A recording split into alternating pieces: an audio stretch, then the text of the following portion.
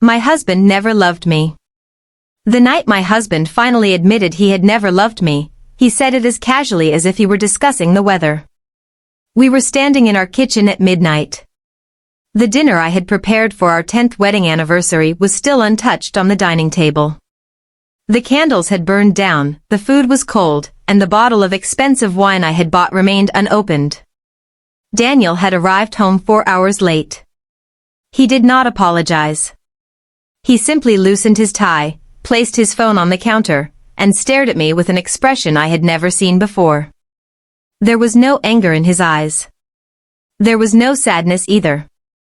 There was only relief. "I can't keep pretending anymore, Sarah," he said. My hands tightened around the edge of the counter.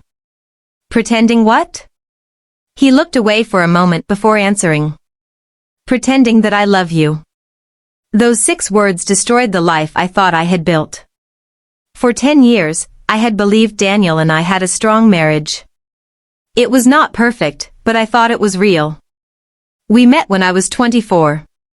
I was working as a receptionist at a medical clinic, and Daniel was building his career in finance. He was confident, intelligent, and charming. He always knew exactly what to say. On our first date, he told me I was different from every woman he had ever met. On our 3rd date, he said he could imagine building a life with me. A year later, he proposed beside the lake where my parents had taken me as a child. I believed I had found the kind of love people wrote songs about. Looking back, I realized Daniel never looked at me with love. He looked at me with calculation. But I was too happy to notice. After we married, I supported him through everything. When he wanted to leave his safe job and start his own investment company, I encouraged him. We used most of my savings to help cover our expenses during the first year. When his business struggled, I worked extra shifts. When he came home stressed, I listened. When he forgot birthdays, anniversaries, and promises, I made excuses for him.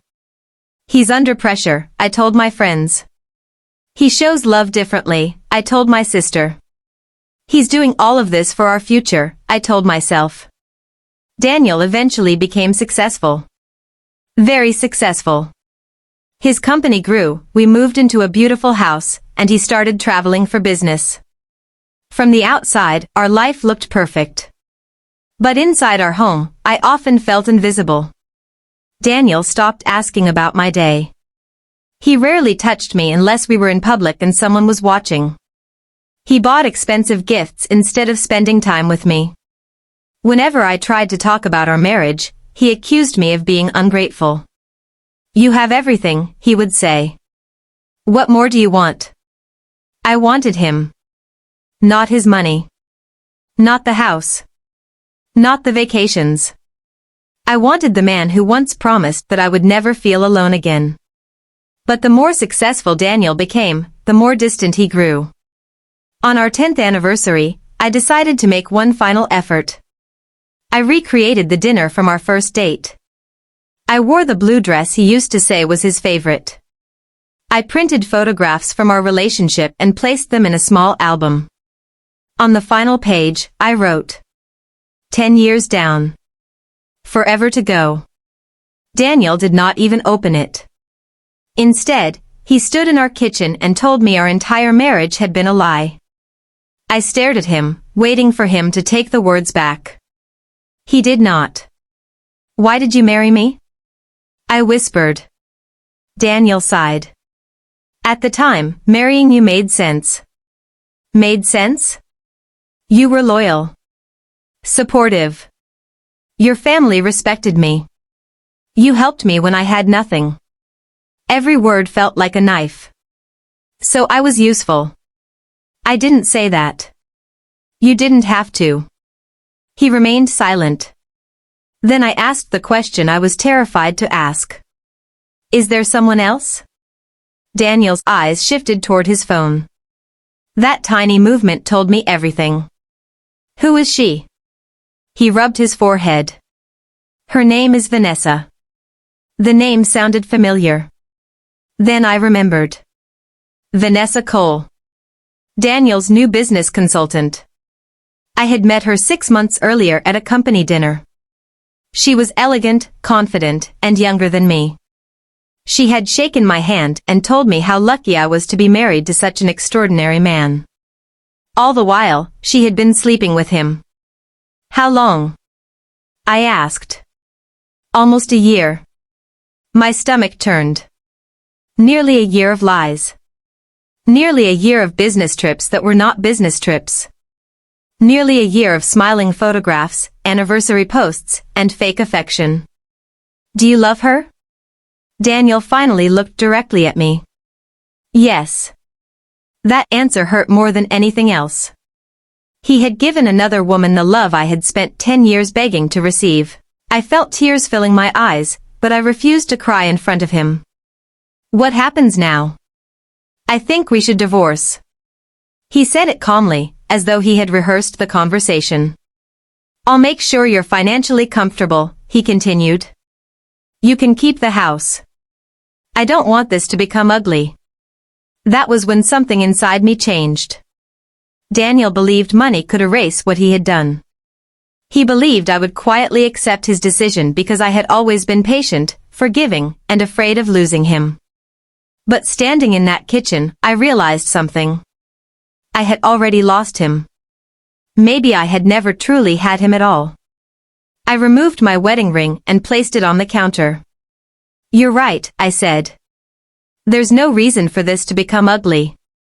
Daniel looked surprised by how calm I sounded. He picked up his phone and went upstairs to pack a bag. I waited until I heard the bedroom door close. Then I called my sister, Rachel. The moment she answered, I finally broke down. Rachel arrived 20 minutes later with our cousin, who happened to be a divorce attorney. While Daniel packed, we sat in the living room and discussed everything I needed to do. My cousin advised me not to sign anything, transfer money, or agree to any private settlement. That advice saved me. Over the next several weeks, we discovered that Daniel had been preparing to leave long before our anniversary. He had moved money from our joint accounts. He had purchased an apartment under his company's name. He had even tried to hide business assets before filing for divorce. But Daniel had made one major mistake. He underestimated me. For years, I had handled our household records, tax documents, insurance policies, and personal accounts. I knew where everything was. With my attorney's help, we found evidence of the hidden transfers, the apartment, and thousands of dollars Daniel had spent on Vanessa. The calm, generous divorce Daniel had promised quickly became a legal battle. When he realized I would not walk away quietly, his attitude changed. He called me selfish. He accused me of trying to destroy the company I had once helped him build. You said you didn't want things to become ugly, he shouted during one phone call. I didn't, I replied. But apparently the truth is ugly. Vanessa stayed with him at first. She posted photographs from luxury restaurants and weekend trips, as though she had won some kind of prize.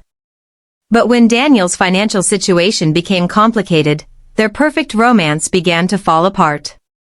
Without access to all the money he had expected to keep, Daniel could no longer maintain the lifestyle he had promised her. 6 months after he left me, Vanessa walked away. Apparently, the great love of his life was only interested while the luxury lasted. A week after she left, Daniel came to the house. He looked exhausted. His expensive suit was wrinkled, and the confidence he once carried had disappeared. I made a mistake, he said. I almost laughed.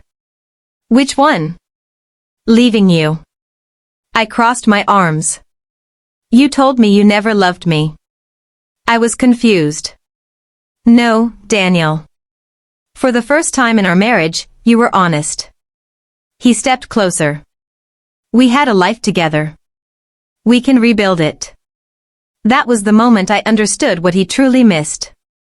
He did not miss me. He missed the stability I gave him. He missed the woman who managed his life, protected his reputation, supported his ambitions, and forgave every disappointment. He did not want his wife back. He wanted his safety net. I loved you, I told him. I loved you when you had nothing. I loved you when you failed. I loved you when you stopped noticing me. But loving you taught me the most painful lesson of my life. He swallowed nervously. What lesson? That I should never have to beg my husband to care about me. Daniel stared at me, but I had nothing else to say. I closed the door. Our divorce was finalized 3 months later. I kept the house, received my fair share of the business assets, and started rebuilding